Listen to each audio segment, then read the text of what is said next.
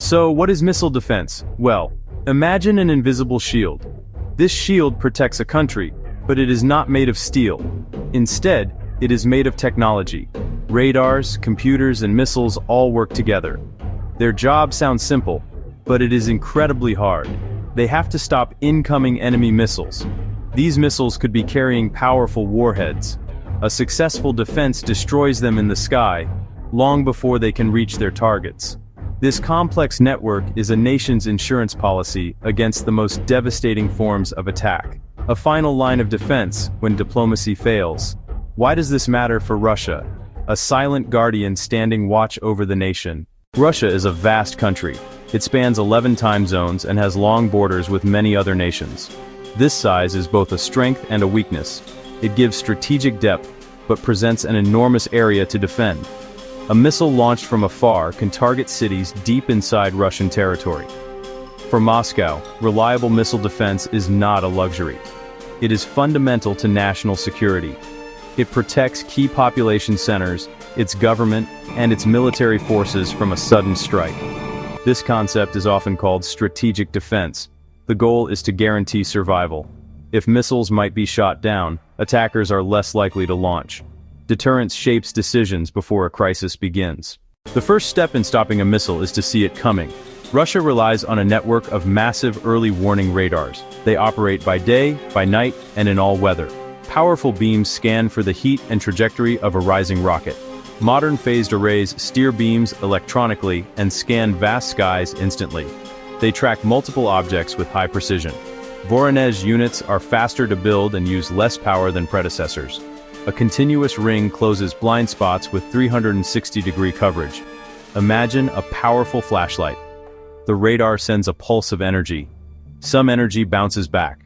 Timing reveals distance and direction. Rapid measurements yield speed and trajectory. From that, the system predicts where and when it will arrive. Ground data is supplemented by early warning satellites. Infrared sensors often give the very first warning, seconds or minutes earlier. Together, they form a redundant network to prevent surprise. Once a potential threat is detected, information is sent instantly to command centers. These are the brains of the system, buried and hardened. Radar tracks, satellite alerts, and other intelligence flow here. They must analyze it in minutes or seconds. Is it a real threat, a satellite launch, or a false alarm? The process is highly structured. Computers fuse sensor data into a coherent battle space picture. It calculates the trajectory, likely target, and time of impact. The system flags high-confidence threats clearly for commanders. But the decision to launch an interceptor is made by a human commander. Is it one missile or many? A city or a military site? The system assigns interceptors, launch times, and intercept points. Orders transmit securely to launch crews. A choreographed race against a weapon traveling thousands of miles per hour. After the order, interceptor missiles swing into action. Hitting a missile with a missile is like hitting a bullet with a bullet. Many use direct kinetic kill, slamming into targets at immense velocity. Near impact, onboard seekers, often infrared, take over. Ground radars track with extreme precision and guide the interceptor in flight. From launch to intercept can take just a few minutes. Motors, guidance fins, and computers must perform flawlessly. Two objects at kilometers per second must meet at an exact point in time and space. At the heart is Moscow's dedicated shield, the A-135. A massive Don-2N radar controls the system, detecting and guiding with power and precision. Older outer layer interceptors were decommissioned, leaving fast Gazelle missiles as final guardians. They launch at the last moment to engage re-entry warheads high above the city. Russia is replacing A-135 with A-235 Nudol. More range, speed, and accuracy. Crucially, it is expected to use conventional kinetic kill warheads. A mobile component increases survivability and flexibility. Russia's defense is layered, multiple chances to stop an attack. S-400 is mobile. Radars, command posts, and launchers on trucks. It engages aircraft, cruise missiles, and some ballistic threats in their final phase.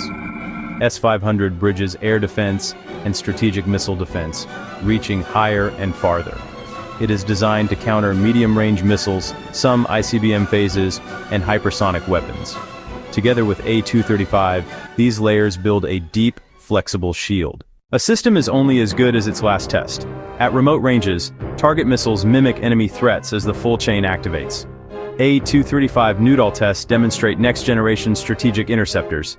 Direct descent profiles show the energy to reach low Earth orbit, relevant for space and warhead intercepts. S-400 and S-500 drills track and engage simulated ballistic targets. Tests validate hardware, software, and operator training. Public tests communicate capability and reinforce deterrence. Offensive weapons evolve. Decoys, maneuvering warheads, hypersonic glide vehicles. Sensors must grow more powerful and discerning, fusing radar, infrared, and optical data. Directed energy, lasers and microwaves, could engage at light speed. Continuous modernization drives a permanent race, but improves the shield. In the end, a complex, layered, and evolving network, an unseen shield over a vast nation.